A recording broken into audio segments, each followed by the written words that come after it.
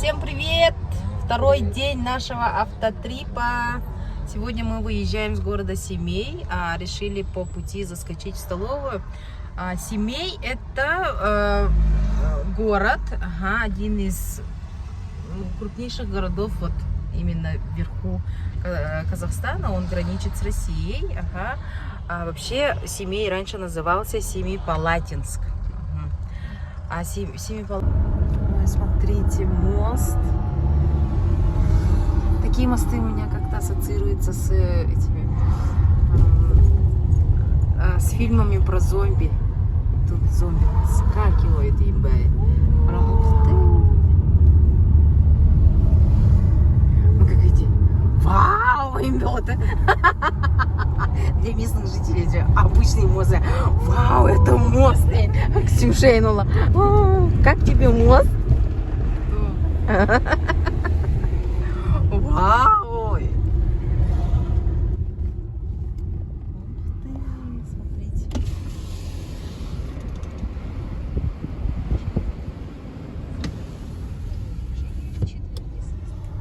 Так, смотрите. Мы сейчас проезжаем над мостом. И под ним река Иртыш.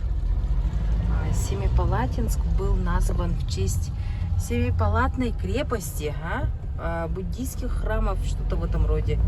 И вот раньше он назывался Семипалатинская Семипалатная крепость, а потом Семипалатинск, и сейчас вот в настоящее время он называется Семей. В этот город, это первый наш город в Казахстане. Мы, кстати, приехали же сначала в Семей. С Новосибирска ехали 10 часов с котом на автобусе. Билетов вообще не было осенью 22 года. И вот... Телевидение было. Вот. Смотрите. И Семей — это первый город, в который мы, можно сказать, познакомились с Казахстаном. И он всегда для нас он будет первым городом. Ну все, связь пропала снова. А что хотелось вот сказать? Вот прошло 3 года, и мы снова в Семее. И этот город все-таки наш первый город с Казахстана. И хотелось бы, вот, воспользовавшись моментом, рассказать вообще отношение к Казахстану, отношение... Как мы вообще приехали, как мы себя чувствовали.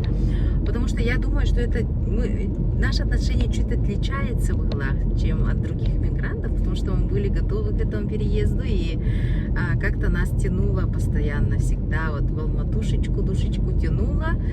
Вот, и что хочу сказать, когда мы приехали, вот, мы ехали на автобусе с Новосибирска 10 часов втроем, еще и с кошкой. Билетов вообще тогда не было.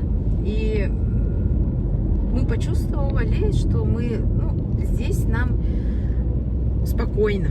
Спокойно, люди спокойные. Приехали мы в 6 утра к автовокзалу. Наличных тенге вообще не было. Но как-то вот каким-то образом мы сели в такси и уже поехали в аэропорт. Вот, к Алмате мы сразу, как приехали, сразу начали чувствовать себя уже как местные. Не было у нас того, что там мы мигранты, там нам вообще плохо или какая-то депрессия, что мы скучаем по родине, по родным. Не было, честное слово. Почему так не было? Хотя я вот слушаю, вот другие истории, и там у всех там какая-то депрессия жесткая, короче. Походу, ребята из-за того, что резко уехали, а мы готовились прям, когда вот даже вот до объявления вот этих, как называют, операций на самом деле, как-то все это как-то у нас случилось быстро, и такового прямо такой депрессии не было. Мы сразу начали интегрироваться, сразу у нас туристического Казахстана у нас не было. Быстро здесь и сейчас все там оформляли карту, что-то делали, работали. Сразу нашла себе подругу, прямо вот спустя 2 недели у меня уже была подруга местная, мы до сих пор с ней дружим, Самира, вообще One Love TV Курдахабрин. И как бы никаких таких изменений не было вообще. Как будто приехали на родину. Это и круто то, что вот сам Казахстан и люди в нем встретили нас очень радушно, поддерживали, помогали. И как-то вот обидно за комментарии, которые там пишет один человек. Почти под каждым влогом пишет человек о том, что вот там Китай лучше или кто-то в России лучше.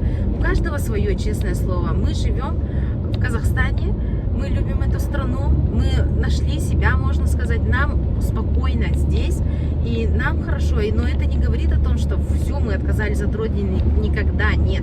Родина есть Родина, и все равно ты в глубине души, ты любишь эту Родину, ты скучаешь по ней, по земле этой. И тут у нас как-то двоякое ощущение, нам и там хорошо, но здесь и сейчас мы живем в Казахстане, и нам здесь, переезжать обратно мы не планируем, но вот так ездить, это классно, что есть возможность ездить на родину, встречать там встречаться с родными, это круто, и работать тоже вместе с родиной, это тоже классно. Вот, и я скажу, что когда вот пишут такие комментарии, мне честно обидно. А я стараюсь читать и отвечать на все комментарии. И в основном казахи очень радушные и гостеприимные люди, такие же, как Саха тоже. Но получается, еще есть классный, был такой комментарий, типа, спасибо народу Казахстана за то, что наших детей вот приняли. Это вообще прикольно, классно, и спасибо за то, что вот понимаете. И очень много детей, ребят переехали же, и у всех свои сложности, честно. Я не скажу, что мы как сыр в масле катаемся, и нет, этого нету. Мы вот хотим оформить ВНЖ, там тоже как-то легализоваться нормально, чтобы каждый этот год не делать это РВП. Но всему свое время, и мы чувствуем себя дома, как дома в Казахстане с первых дней, как приземлились в Алмату, как мы приехали в семей, сразу нам стало спокойно, не было вот этого вот, как сказать, не было каких-то косых взглядов, тем более после Новосибирска. Потому что Новосибирск, сколько бы я там ни была, он остается для меня самым почему-то злым городом. Я не знаю, как-то вот даже по сравнению с Питером и Москвой, Новосибирске агрессии просто не знаю, как. Я не знаю, как там моя подруга живет. А здесь, как в Якутии, ты чувствуешь себя вот целостно, но плюсом к этому еще и свобода самовыражаться, свобода работать, свобода планировать. Это так классно для предпринимателей, потому что мы планировать в Якутии вообще не могли, потому что вот каждый раз все меняется, законы меняются, ты ничего не можешь распланировать на месяц вперед даже, и это так сильно достало. Менять калькуляцию продуктов, что-то делать, постоянно выживать. А в Казахстане вот нужно делать действия, работать, проявляться. Да, сложно, да, местами сложно, но это везде так, Влади. И я очень рада тому, что у нас есть клиенты из Казахстана, что с первых дней я начала проводить семинары, что с первых дней начала проявляться именно на казахскую аудиторию. У меня в Инстаграме большая половина подписчиков это с Казахстана. Это же круто, это вот без никаких таргетов, просто интуитивно, просто из-за того, что там я что-то сняла где-то там, и это классно. Вот поэтому я считаю, что мы интегрировались, и вот интегрировались максимально возможно за 3 года. Даже разговариваем на казахском, первый разговорный этап изи, нормально, все хорошо. Кюшты-кишты, и в магазине про нас думают, что мы казахи, и нормально, нам хорошо.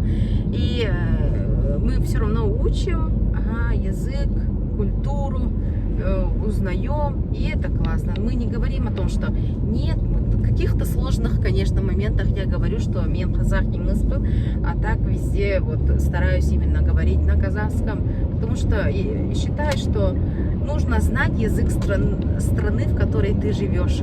Потому что к нам тоже вот ребята приезжают с Кыргызстана, с Таджикистана, тоже с Казахстана, да, и они учат якутский язык. Вот всегда же приятно, заходишь, и тебя вот с тобой разговаривают на твоем языке, и ты сразу лояльность ощущаешь, и ты сразу вот уже к этому человеку хорошо относишься, потому что он знает твой язык. И также я считаю, что ребята, которые приехали, ну, старайтесь учить язык, старайтесь хотя бы, первые вот эти слова, приветствия, прощания, как-то говорить на казахском, да, проявляться. Я считаю, что так правильно, и правильно знать язык именно место, где ты живешь. Это же национальный язык в Ладе. Вот. Ну что, поэтому, ну, я стараюсь не отвечать на такие злостные комментарии, стараюсь их не замечать, но терпению иногда приходит конец, поэтому я вот выразила свое мнение прямо во влоге, что не надо его распылять так сильно в Ладе. У всех свой вкус, и на вкус и цвет друзей нет, там, мил не будешь, как там говорят, товарищей нет, на вкус и цвет товарищей нет. Нам нравится Казахстан, мы здесь живем, мы здесь себя нашли как-то во влоге о Казахстане и о дружбе с Якутией, и как-то об этом не надо вот так злостно писать, считаю. Очень много схожестей у нас, кстати, у наших народов, и различия тоже имеют место быть. Ну, об этом мы будем тоже дальше рассказывать. Мы едем же, кстати, специально вот подобрали момент так, чтобы успеть на Исых, городской Исых. Это праздник, как Наурыз. Мы встречаем солнце, это как Новый год. И раньше, как бы я не ходила, когда раньше я ходила на Исых, это был какой-то не очень Исых был. Это все пьяные люди. И я тогда поняла, вот в школе, когда ходила, в школьном возрасте, я так была разочарована сильно, потому что я вижу народ Сахай, как он спивается, как он без национальных костюмов просто ходит, пьяные люди. Вот все, что я запомнила с последнего городского Исыха, на котором я была. И сейчас я еду на такой же Исых, но прошло уже лет 20. 20 лет прошло, и я как вижу вот в Инстаграме, да, даже вот Исых Алматы как проводится, что все приходят в своем национальном костюме. Самоидентификация очень важна, тем более для таких малых народностей, как мы. И я за то, чтобы знать свой якутский язык, сахатыла, и за то, чтобы пропагандировать, и за то, чтобы носить национальные украшения, национальные платья, тем более во время Исыха. Поэтому об этом тоже будет отдельный блог, посмотрите. Друзья казахи тоже здесь есть, и большинство, по-моему, казахи смотрят Телемир, YouTube. И посмотрите, как он у нас проводится. Это почти как Наурыз. Но у нас там есть 2 дня проводится он. С субботы на воскресенье обычно.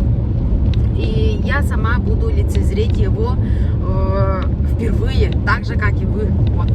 Какой он масштабный, сколько мне рассказывали там.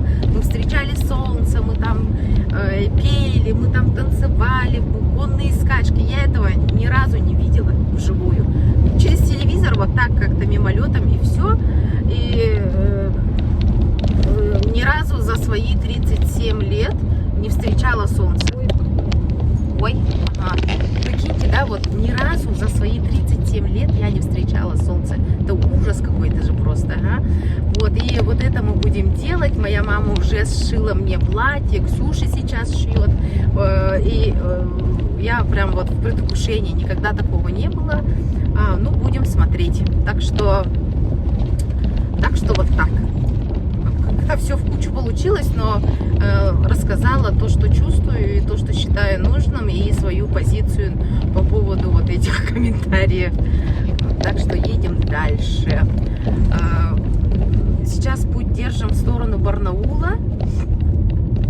Что еще-то? Ну, Семей, вот такой вот город. первый город, можно сказать. Была очень рада с ним встретиться. А так мы из городов Казахстана были Семей, Алматы, Астана, Чимкент. Я была еще в Уральске. Весь, да? 5 городов. 5 городов. Очень хочется побывать в Актау. Сказали, что там лучший шубат. Ника пробовала очень густой, вкусный шубат. Я хочу его тоже попробовать. Что еще? Очень хочется побывать в Туркестане. В Шымкенте были вообще супер. Мы были проездом, тоже там сутки побывали. Очень вкусный плов просто. Почему-то, кстати, местные казахи думают, что я чимкентская. Вообще все, очень много, очень много раз мне так сказали. Такие смотрят, и вот так как-то вот сверху донизу, потом обратно, и типа, чимкентская? Я говорю, нет, из Якутии. Так что я побывала в Шымкенте, на своей родине. И плов там вообще офигенный, очень вкусный.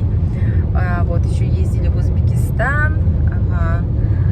Вот мечта побывать во всех городах Казахстана, потому что по Якутии мы тоже практически все районы тоже посмотрели, побывали, очень много районов, потому что мы знали, что мы в любом случае переедем, и как-то вот хотелось изучить свою республику. В любом случае же получается так, чтобы полюбить другую страну, другую культуру, да, нужно в любом случае побывать и в своих районах, узнать свою республику максимально близко, любить свой язык, свою культуру. Только тогда ты можешь принять что-то и культуру, язык, религию других народностей. Я лично так считаю. Кто-то может считать и по-другому, и этому мнению имеет место быть в Владе. Вот, так что вот такой монолог получился на 15 минут. Все нормально, да? Мы проезжаем железную дорогу. Видно, не видно. Ну все, ребята. Так что пишите комментарии, пообсуждаем эту тему. Дальше хотелось бы. В дороге вот так. В дороге мы особо не останавливаемся, там не показываем, да. Но зато есть время вот так порассуждать и выразить все-таки свое мнение. Так что очень будет интересно мне почитать комментарии. Я не договорила. И, оказывается, не включила, сижу, болтаю. Что хотела сказать. Вообще, ребята, которые переехали в Алмату, я думаю, что многие из них вот видят в Алмате что-то такое родное. Это как будто вот наш Якутск, который стал свободный, Якутск, который стал большой. И в этом вот исключительно такая своя романтика, романтичное отношение к Алмате в головах. Вот. И очень, когда вот пишут, особенно в комментариях, то, что там очень интересно, и это классно, потому что я стараюсь показывать именно вот обычную жизнь, которая есть, обычных людей, которые живут в Алмате, приезжают к себе на родину и стараются развивать свою компанию там. И это все равно труд в Владе. И вот за эти 3 года из найма мы как-то вот начали развивать свою компанию, и мы платим налоги, мы хоть как-то тратим свои деньги в Казахстане, и это тоже вот про то, чтобы создавать в Владе и максимально вот, можно сказать, интегрировались, и максимально иногда бывает обидно, когда там, ты помнишь туристку, которая стояла у Хамидеус, говорила, то, что в Алмате вообще ничего интересного нету, и смотреть нечего. Это вот все изнутри у людей. Если люди вот пишут что-то плохое, там говорят что-то плохое, это говорит прежде всего о их внутреннем состоянии влади, когда человек доходит до состояния благодарности, может, чего-то светлого, и они будут писать вот такие комментарии о том, что поддерживающие, тем более для такого блога, где вот мы начали, Господь Бог там неделю назад, наверное, и не сказать, что какой-то крупный мы блогер, нет, Влади, и мы только вот как в формате онлайн-дневника и снимаем, и тут читать вот такие комментарии поддерживающие, да, это вообще очень круто, и хочется отметить этих ребят, огромное спасибо, как рахмет, и это поддержка не просто для блога, да, а поддержка и при том, что поддержка, она выражается именно в жизни, вот в другой стране, и то, что тут тебя принимают, тут тебе рады, это же тоже очень дорогого стоит в Влади, приехать и вот приехать на автобусе и начать что-то там делать, в другой стране развиваться, это в любом случае непросто. Вот, и Ксюша тоже вон перевелась в школу, учится в обычной школе, максимально интегрируется, у нее вот друзья, все вот там местные ребята, и это классно, ребята классные, и я вообще радуюсь тому, что когда-то мы смогли ее, ну, я в частности смогла ее научить своему родному языку, и она знает свой якутский, разговаривает на нем, потому что ребятам, оказывается, интересно было вот именно спрашивают, а ведь скажи на своем что-то, и понимает то, что вот тюркские языки очень похожи, и вот ее, как бы, это тоже один из, какая-то из таких, не скажу условий дружбы, а один из тоже интерес, тоже как-то вот попытка лучшей коммуникации. Даже не попытка, ну вот один из факторов эффективной коммуникации. Вот. Поэтому вот что-то такое тоже вкупе сказала. Кто разобрался, но в любом случае, когда вот люди поддерживают, когда люди пишут об этом, тем более, да, потому что есть люди восхищающиеся, которые смотрят, восхищаются, но ничего не пишут, да, это тоже другая категория. Просто чтобы вот говорить о том, что комплименты, писать, вот я тоже стараюсь, что увижу, обязательно там напишу, классно выглядишь, классные рилсы, классные это, потому что людям это очень важно. Вообще мы в жизни мало когда получаем от кого-то что-то поддерживающее, что-то подтверждающее твои действия, что-то хорошее. Ведь это очень редко мы делаем, и очень редко, тем более еще и очень редко получаем. Поэтому, если есть возможность как-то вот выражать свое мнение, да выражайте, это классно, и это всегда в тему, и это всегда в радость. Вот. И не надо стыдиться, не надо думать, что ой, что подумают люди, я буду писать там под комментарий. Вообще не так. Ну, и это я тоже опять, ну, я так считаю, короче, вот. Так что классно вот читать такие комментарии, а мы все равно в любом случае отражаем то, что у нас внутри. Если мы отражаем гнев, ненависть, то это гнев и ненависть в нас самих.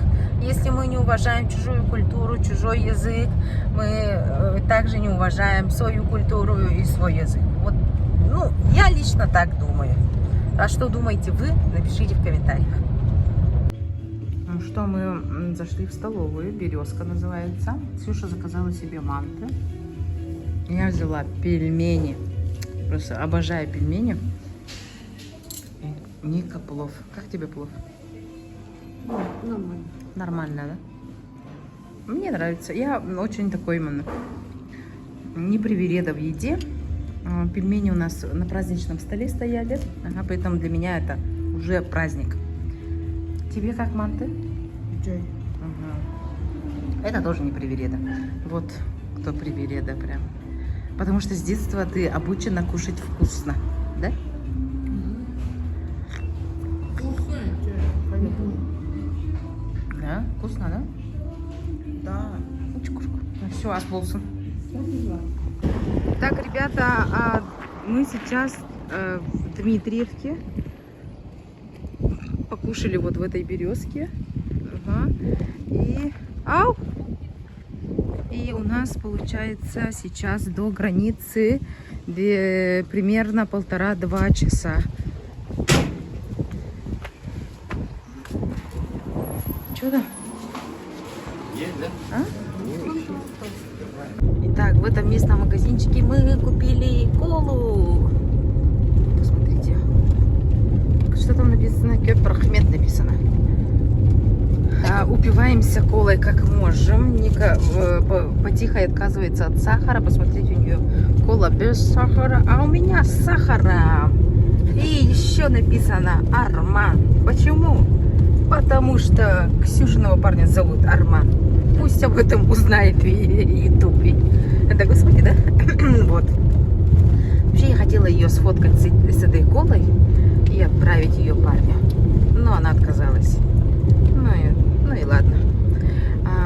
Упиваемся колой, потому что через 2 часа у нас уже не будет возможности пить колу. Мы по ней будем скучать. Не сказать, что мы прям зависимы от колы, нет.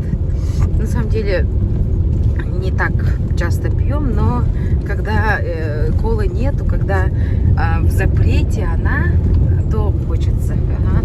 Запретный плод всегда сладок. Угу. Он еще там не будет Инстаграма, Ютуба. Я не знаю. Скачала все, что возможно с Ютуба.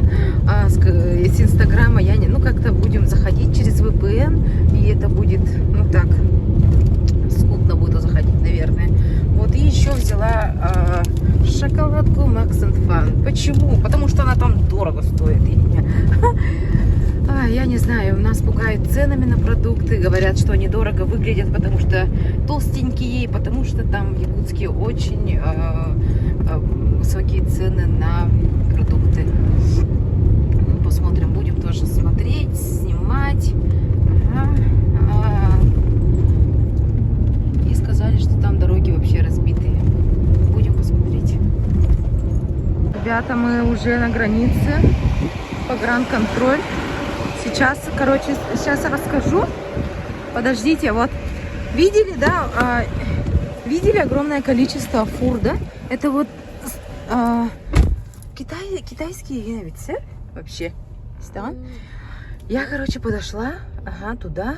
И у пограничника спросила, это что, очередь, что ли, такая большая? Он говорит, если у вас пассажирская, вставайте после автобуса и уже готовьте документы. Все. Хорошо, что... А прикинь, мы бы стояли. Прикинь, да? А еще они, оказывается, у них вообще тут это чуть ли не автостоянка. Так что после автобуса мы готовим документы.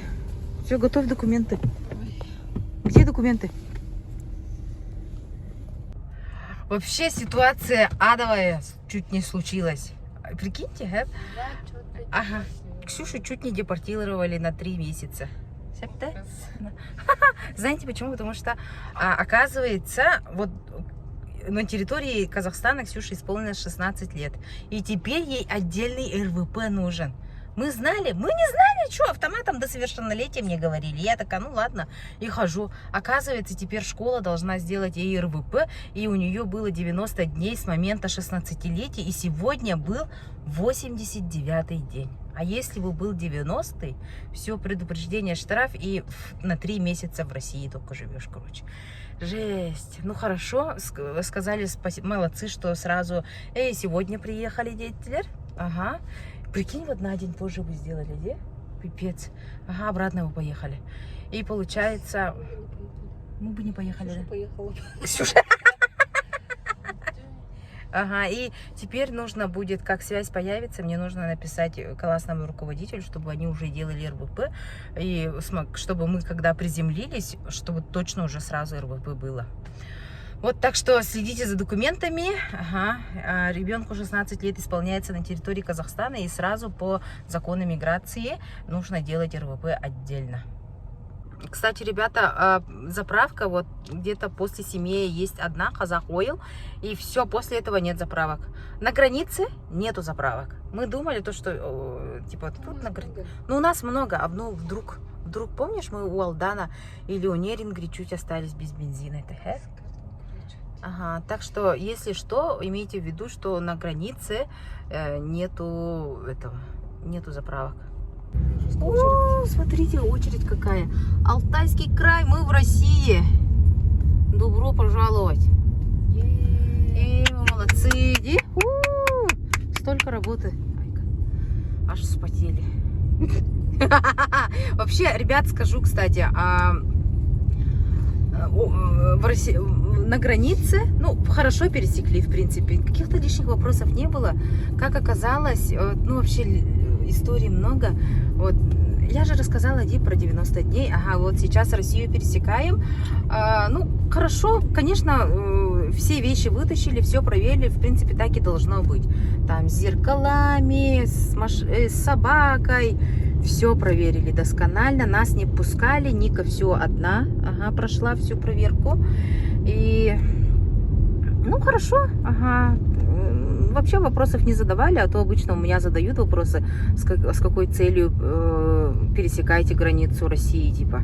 А у меня же российский загранпаспорт, и я такая, ну, к родным приехала, говорю. А сейчас вот вообще спокойно, вообще никаких вопросов, сразу быстро проверили, и российские номера, так что нормально все. Ну все, добро пожаловать, VPN включайте. Колы нету, ага. Инстаграма нету, Инстаграм жёг, Ютуб жёг. Все. Теперь дальше уже никакой границы. Славьте Господи. Смотрите, фуры, бары. Все в Казахстан. Ага. Итак, мы в Веселоярске. Это вот первый такой маленький поселок. Ага, да, Веселоярске.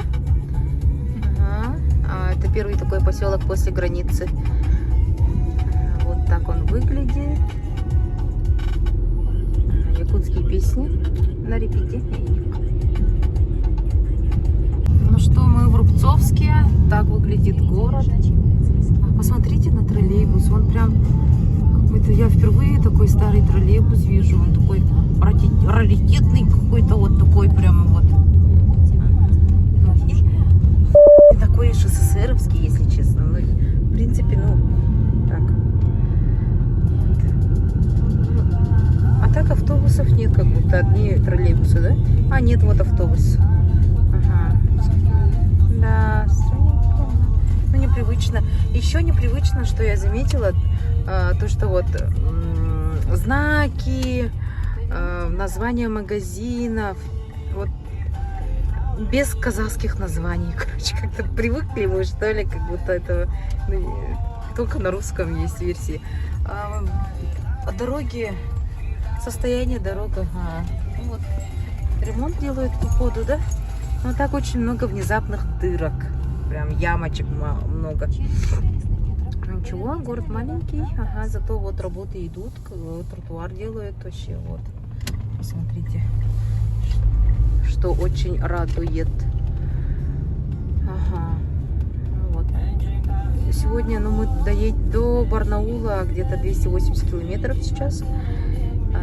До него доедем, дальше посмотрим. А так уже, как вчера, до 10 вечера не хочется быть за рулем.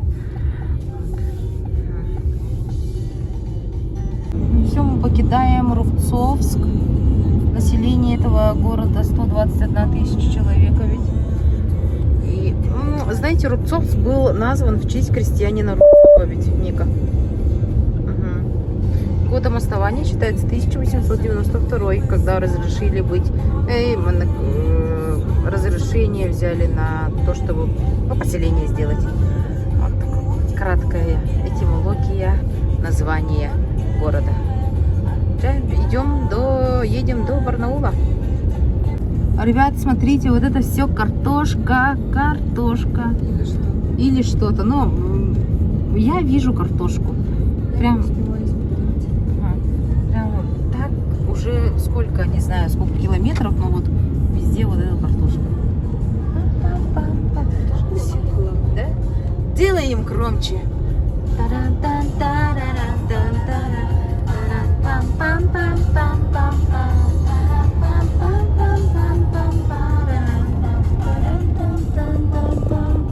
Подростки.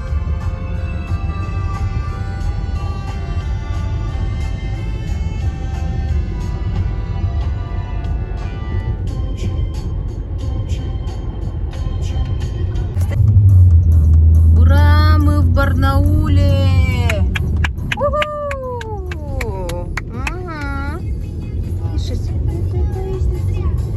Дальше поем. Хочу тебя, тут где-то живет около 700 тысяч человек населения. Мы здесь, наверное, ну не здесь, а вообще в этом городе переночуем. Где? Ага. Город был основан в 18 веке. Ага. Барнаул, он, ну, происхождение, то есть этимология этого названия из двух слов состоит. Типа, волк. Какие-то кельтские слова, да что такое, из двух слов. И означает это волчья река, потому что тут раньше водились волки. Вообще Барнаул, рядом тут протекает река Обь. Да, такая вот немножечко поучительный влог. Едем дальше. Смотрите, какой красивый вид. Мы чуть раньше приехали, поэтому решили прогуляться по городу, увидеть, какой он, и показать вам. Едем на смотровую площадку.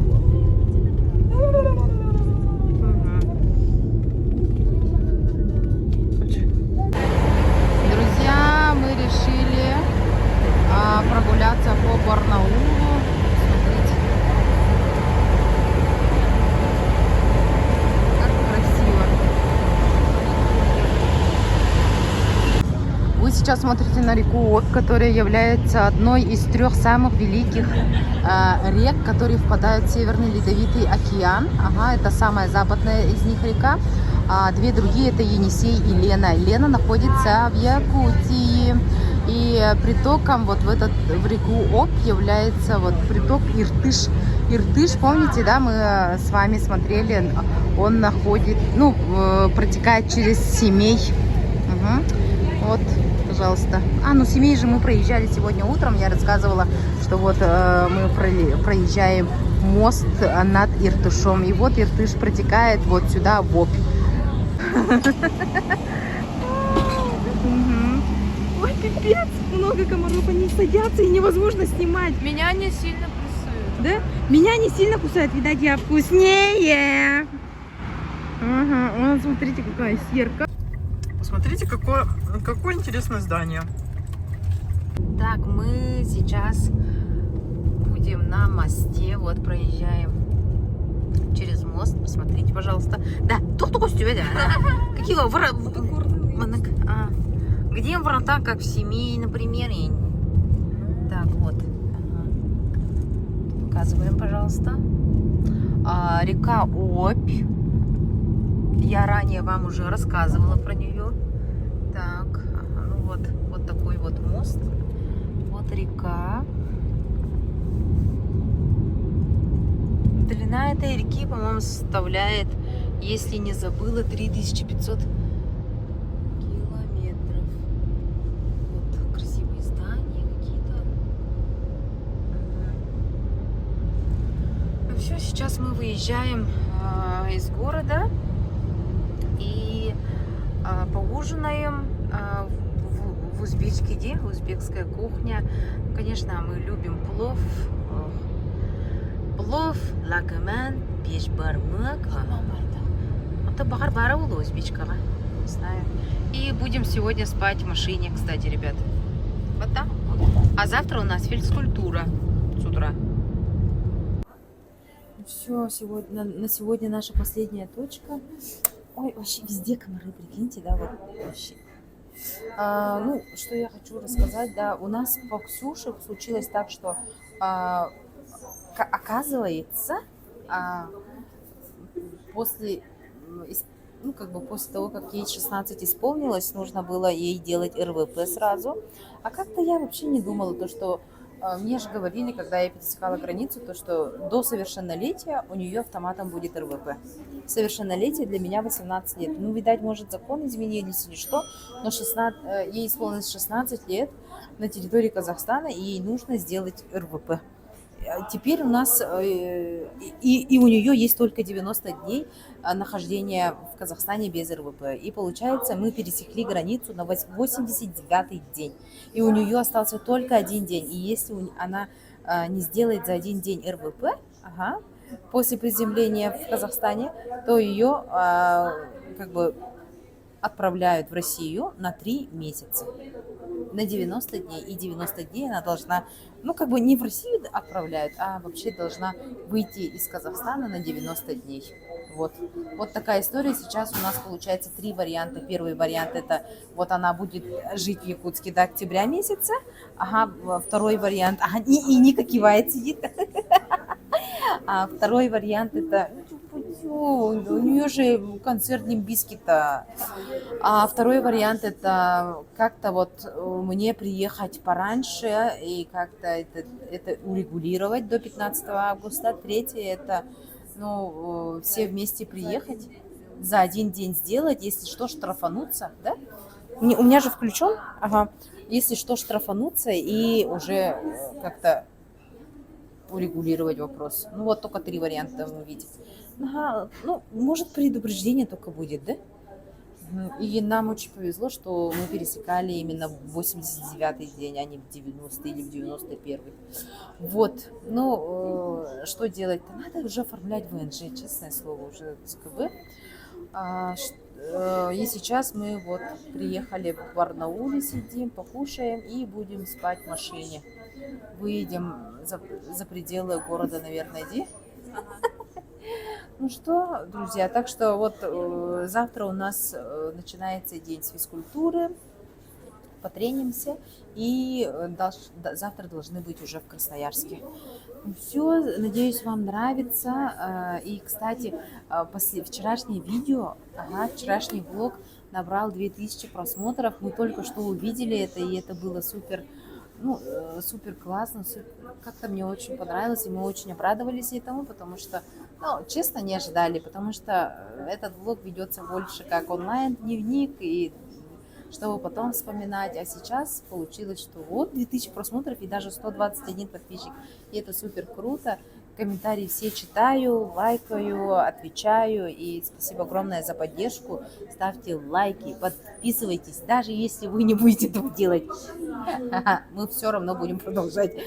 Вот. И сегодня у нас были такие глубинные разговоры про то, как вот я отношусь к тому, что, ну, к хейту, да, как я отношусь к позитивным комментариям.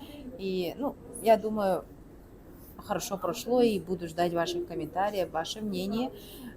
Спасибо огромное. И даже у меня зародилась тема для следующего влога, ну, на завтрашнюю поездку. Я хочу затронуть тему того, что сахалар являются вассалами России, потому что там очень много комментариев на тему, которая то, что у нас имена не свои, и я хочу объяснить эту ситуацию. Ну все, ребята, всем спокойной ночи, минигостик утуюн, хайрлы тюнь, до завтра. Всем пока. Че, попрощайтесь, Господь. Ксюша, пока.